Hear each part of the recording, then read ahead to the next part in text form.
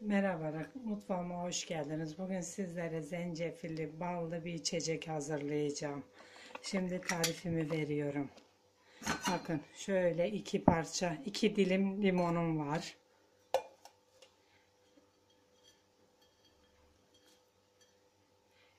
3-4 parça ayva kabuğum var.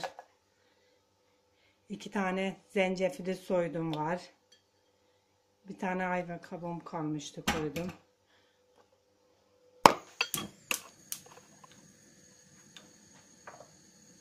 Bir bardak suyumu ilave ettim.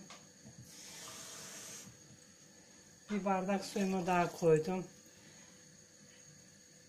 Gribe, öksürüğe çok iyi gelen bir karışım. Yaparsanız çok memnun kalırsınız.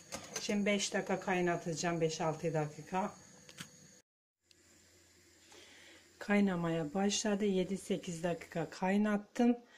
Karışımımı alıyorum. Fincana koyuyorum.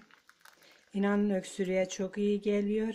İsteyen içine bir tane de karanfil koysun. Ayva kabuğu çok yakışıyor.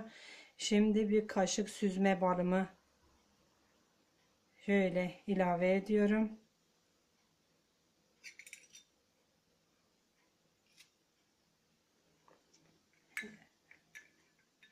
Soğuk algınlığına çok iyi geliyor. Şifa olsun.